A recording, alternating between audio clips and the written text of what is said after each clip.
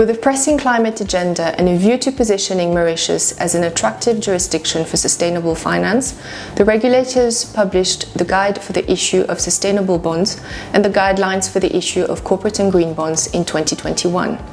And the very first green bond was issued last year by a local listed company, demonstrating the appetite of both investors and issuers. The existing income tax legislation caters for an income tax exemption on interest derived by investors from bonds used to finance renewable energy projects. Now, with a growing interest from the market, the income tax exemption will also apply to sustainable projects as a whole.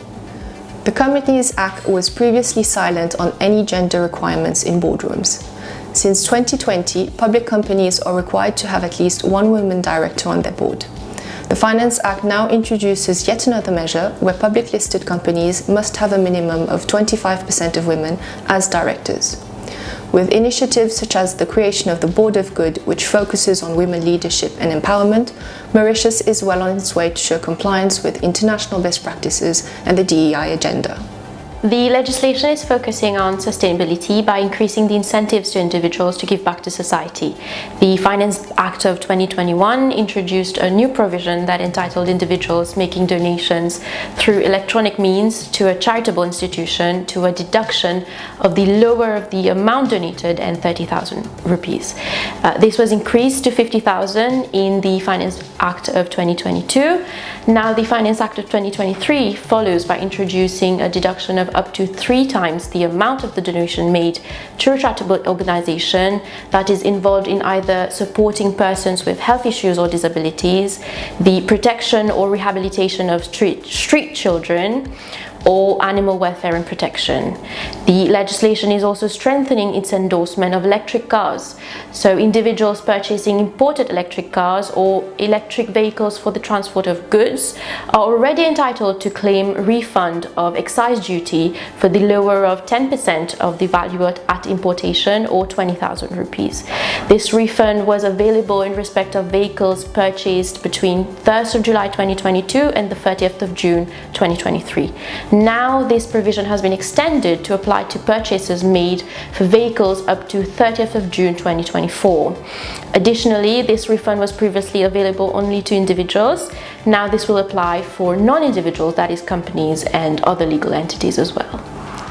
A national contact point for responsible business conduct will be established for the purpose of the OECD guidelines for multinational enterprises on responsible business conduct. These guidelines consist in recommendations addressed to multinational enterprises to enhance the business contribution to sustainable development and address adverse impacts associated with business activities on people, planet, and society. It is an interesting amendment, but why should this be limited to only multinational enterprises? Moreover, if the functions of the national contact point would be to only raise awareness among businesses, we believe that much more can be done instead of just raising awareness. Implementing this exercise island-wide, say for example public interest entities, PIEs, with a somewhat modified cahier des charges might be worthwhile, especially in the wake of the Maurice Île Durable concept of making Mauritius a model for sustainable development. The trend that we see internationally is that the implementation of those ESG measures is not left to the board of directors. There's an increase in activism from people who are outside of the boardroom, and this group includes shareholders, investors, and anyone and everyone who does business with the company.